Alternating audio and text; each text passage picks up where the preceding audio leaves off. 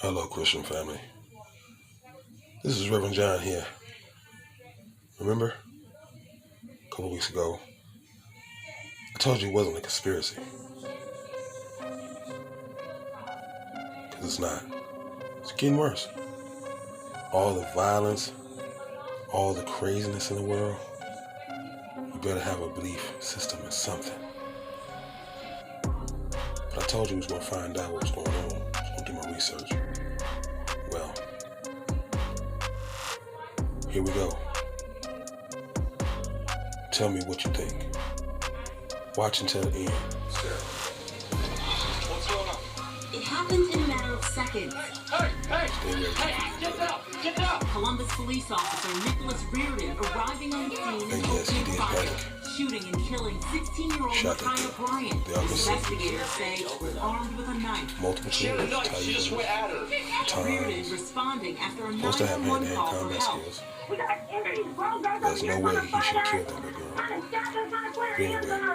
anyway. Will travel to the Middle East and meet with Israeli and Palestinian leaders in hopes of de-escalating the conflict. Israel's military has launched airstrikes on hundreds of targets in Gaza.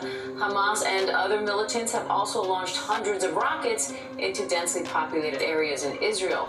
Now the violence is spreading to several mixed Arab-Jewish towns inside Israel. At least 53 people have been killed in the region's heaviest fighting since 2014, and our chief national correspondent Matt Gutman is there in Tel Aviv with more. Matt, what's happening there right now? Nothing is happening, Diane, and that's what's so strange, because this is the heart of Tel Aviv, one of the... War as the deadly conflict between Israeli forces and Palestinians continues for a third day. Israel's Prime Minister Benjamin Netanyahu warned Palestinian militants that this was just the beginning, threatening to strike with blows they haven't dreamed of. Tonight, President Biden said he had spoken to Mr. Netanyahu and said he hoped the violence would end sooner rather than later.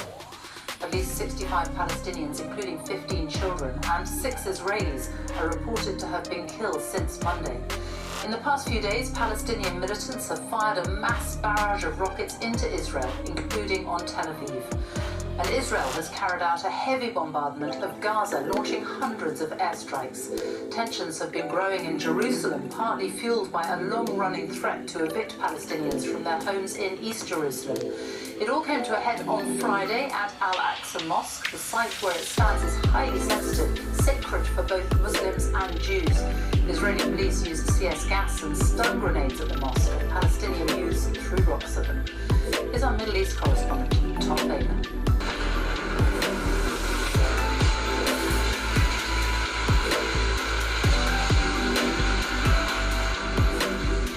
The world is asking if the regions on the brink of war.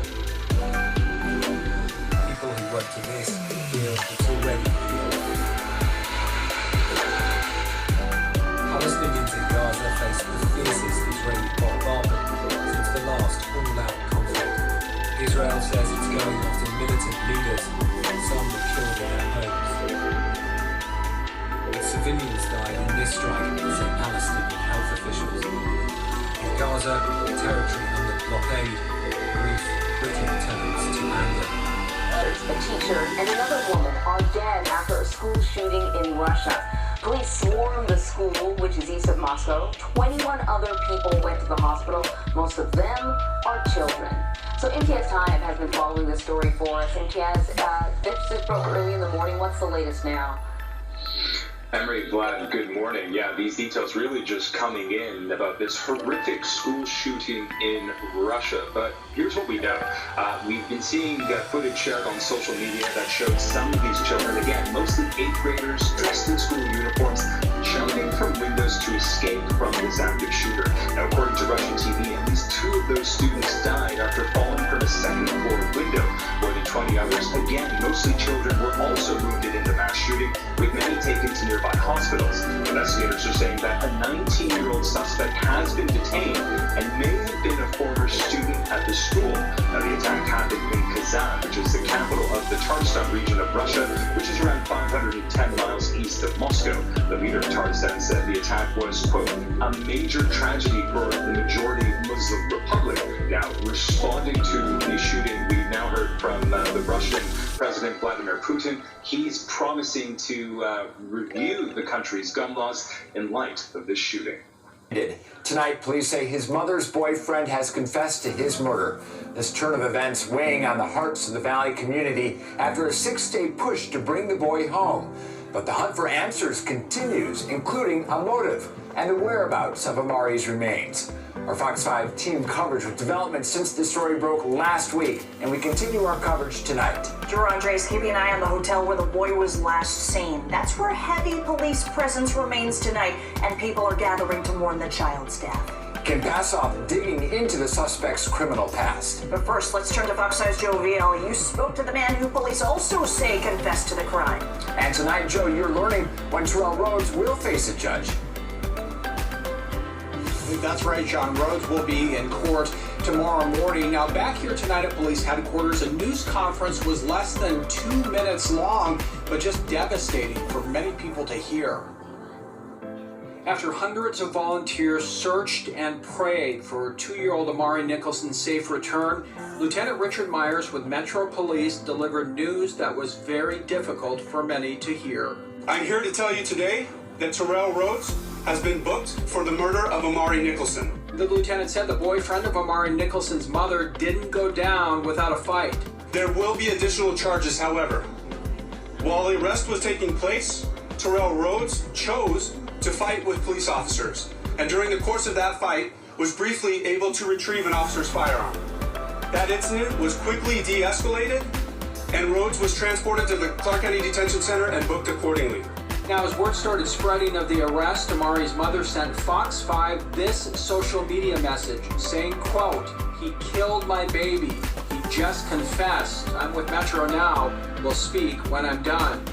We didn't hear much from Metro when this all happened, with, of course, a lot happening behind the scenes. During the course of the investigation, it became clear that the circumstances were suspicious. We brought all of the resources of the Las Vegas Metropolitan Police Department to this investigation, including the homicide section. As the investigation progressed, it became very clear to us that Terrell Rhodes was our primary suspect. There are still many questions lingering as the investigation continues. One big unanswered question, why was Amari on the scene? She's got new information from police. Sabrina, what can you tell us? Well, we're learning that one person is dead and 3 other people are injured. Now, Gwinnett County Police Officer Valle is joining me here this morning. And Officer Valle, when you walked out here into the scene, when you drove in here, what was the scene like? What did you guys walk into? We walked into one male deceased in the kitchen in apartment 1607, and 3 additional victims had to be transported to a local hospital, 2 females and 1 male. Now, what are their conditions right now? Currently, the conditions of the victims at the hospital are unknown. The investigation is still open, and we're trying to gather as much information as possible. Emotional day for Andrew Brown Jr.'s family. They're seeing more body cam footage of the day he was killed by sheriff's deputies. On Capitol Hill, a showdown in the Senate over the For the People Act. What does that voting rights legislation look like tonight? And the Colonial Pipeline still offline. The fuel shortages in this country getting worse by the day.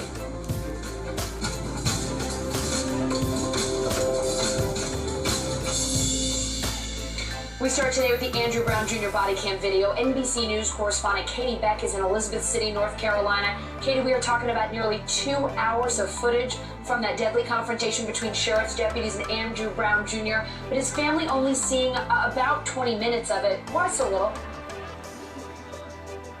Well, that's the portion of the video, Allison, that the judge determined was relevant to the family. It's the only portion of the video where the decedent Andrew Brown appears on tape. So the judge made the determination that that 18-minute clip will be all the family will see today, despite 2 hours of body camera footage that came from body cams and 1 dash cam. The family is currently inside now reviewing that tape. They do not have a time limit on how long they can spend reviewing it. So we do suspect they will watch it carefully and perhaps several times before they come out and give us their impressions of what they are going to see. They do have put on the record they feel that this was an execution, a bad police shooting, and that Andrew Brown was murdered by police. We suspect that after watching the longer version of this clip, they will say something similar, as they said as they were headed in. but we expect to hear from them sometime, in the near future. So another mass shooting, this time in Colorado Springs. At least 6 people are dead. Authorities say that the shooter took his own life. Investigators are on the scene. They say that the shooter was a boyfriend of one of the victims. According to police, they were all attending a party when the shooter walked inside and opened fire. The police chief says he's heartbroken. ABC's Zareen Shah leads us off with the breaking news. Tonight, another deadly mass shooting in America. Sounds like more shots, they're being fired. Keep the distance. It's looking like they have multiple victims. Authorities say a man walked into a birthday party at this mobile home park in Colorado Springs early this morning and opened fire, killing at least 6 people before officials say he took his own life. Police releasing a statement saying friends, family, and children were gathered inside the trailer to celebrate when the shooting occurred. The children at the trailer were uninjured by the suspect and are now with relatives. Police calling the shooting a horrific act, saying the suspect was a boyfriend of one of the female victims. Colorado's latest mass shooting coming just over a month after a gunman allegedly killed 10 people, including a police officer inside a Boulder supermarket. Across the country, there have been at least 191 mass shootings, defined as 4 or more people injured or killed so far this year. Back in Colorado Springs, the police chief saying words fall short to describe the tragedy that took place this morning. My vow to this community and to the families who have lost someone today is that this department will do everything we can to find you the answers you deserve. Justice. Variants of concern at the global level.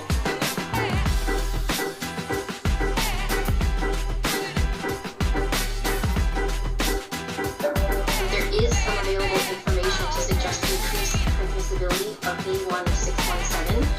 There is a preprint that is out, so this is a paper that has not undergone peer review, and it's of a limited number of patients, suggesting that there is some reduced neutralization.